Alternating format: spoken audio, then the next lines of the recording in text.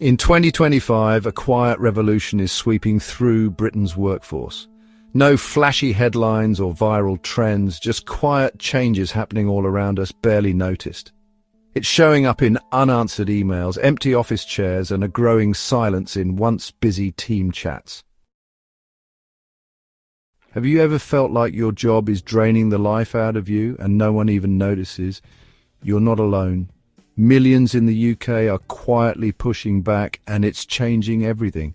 It's a personal decision being made by millions of UK workers to stop overextending, to stop sacrificing personal life for unpaid overtime, and to simply do what's required and nothing more.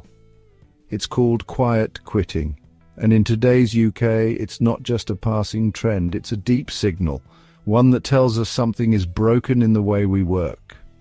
So, why are so many Britons stepping back from their jobs without actually leaving them? Let's dive into the reasons behind this nationwide disengagement. What is quiet quitting? Quiet quitting doesn't mean handing in your resignation.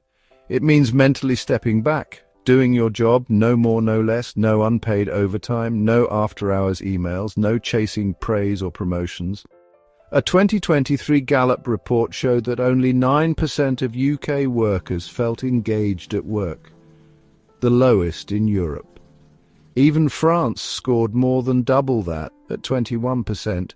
So what's really going on? This isn't laziness, it's a reaction. A response to a system where workers feel overworked, underpaid and undervalued. For many, it's not rebellion, it's survival. In the past, the UK offered a simple deal: work hard and life would work out. You could buy a home, raise a family and retire in peace. Today, that contract is broken. In the 1980s, a home cost 3 times the average salary. Now, well, it's over 9 times. A 2024 Halifax report found that 61% of Britons under 35 believe they'll never own a home. Retirement security is gone. Stable jobs have been replaced by 0-hour contracts and gig work. For many, the path forward is a treadmill, one that goes nowhere. Older generations may call it laziness, but for younger Britons, it's strategic disengagement. They're highly educated, deeply in debt, and earning less in real terms. A 2023 Deloitte UK survey showed that 46% of Gen Zs regularly feel anxious about their future. They're not rejecting work, they're rejecting exploitation disguised as ambition. Let's talk about the money. Since the 2008 crash, productivity in the UK has stagnated, but more painfully, so have wages. In 2023, real earnings were no higher than in 2007.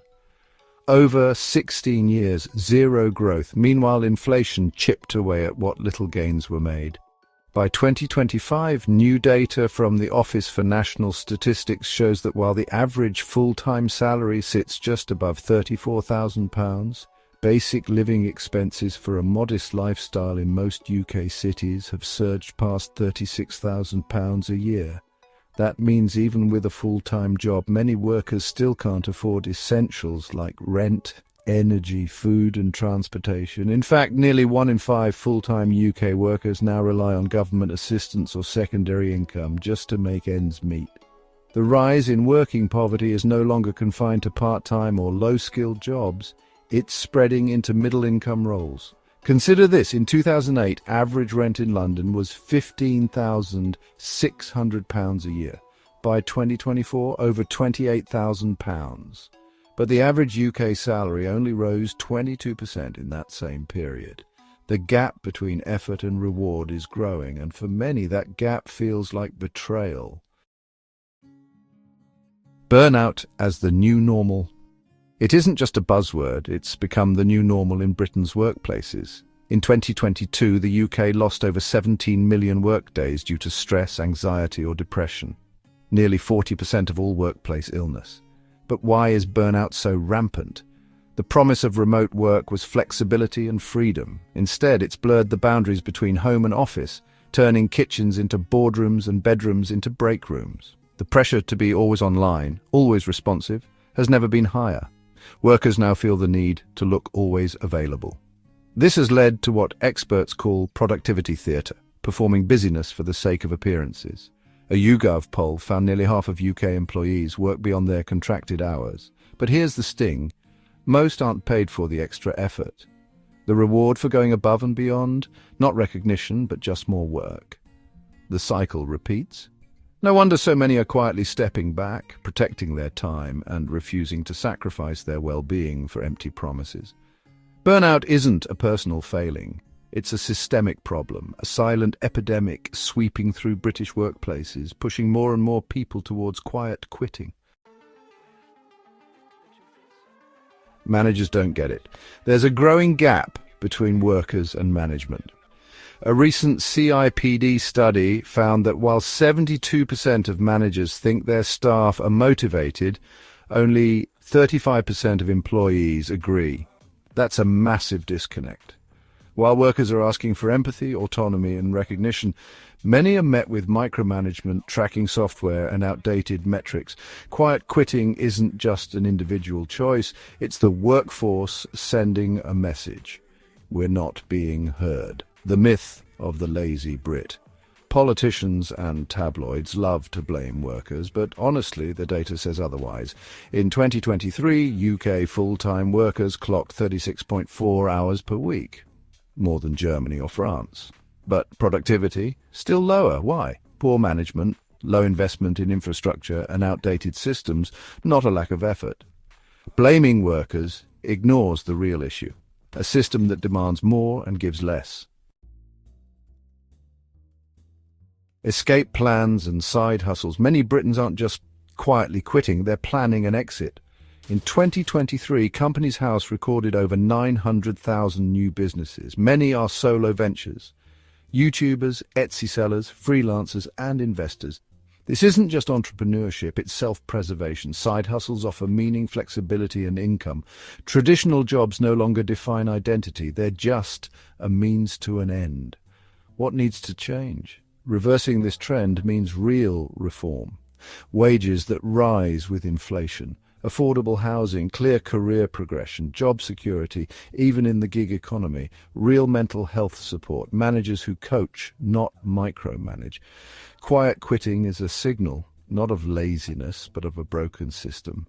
And if that system doesn't change, the quiet quitting of today may become the quiet collapse of tomorrow. In 2025, the UK workforce is undergoing a silent transformation. Known as quiet quitting, this shift sees millions of employees mentally checking out, no longer going above and beyond, but simply doing what's required. It's not laziness, it's a response to stagnant wages, rising burnout, and broken promises. Workers feel the social contract has failed. Despite working longer hours than many European peers, UK employees face unaffordable housing, job insecurity, and limited progression. This has led to widespread disengagement, especially among millennials and Gen Z, who are now embracing balance over burnout and seeking fulfillment outside traditional employment. Meanwhile, many in management and politics misread this as a lack of motivation, ignoring the real structural problems. Poor leadership, underinvestment, and a failure to adapt to modern work realities. Quiet quitting isn't loud, but it's powerful. It's a collective, quiet protest against a system that demands more while giving less. And unless meaningful reforms are made, from fair wages to modern leadership practices, this trend will only deepen, reshaping the future of work in Britain. Quiet quitting may not come with marches or headlines, but it's reshaping the UK workplace from the inside out. It's a quiet signal from millions of workers who are tired of doing more and getting less in return. Whether it's due to low pay, constant burnout, or a broken promise of security, the message is clear. Something needs to change. The UK stands at a tipping point. Adapt the system or risk watching this quiet movement grow into a full-blown collapse. We'd love to hear from you. Have you ever quietly quit a job? Now, are you seeing this trend where you work? Drop your thoughts and experiences in the comments. And don't forget to subscribe and stay tuned for more honest takes on life, work and change in today's UK.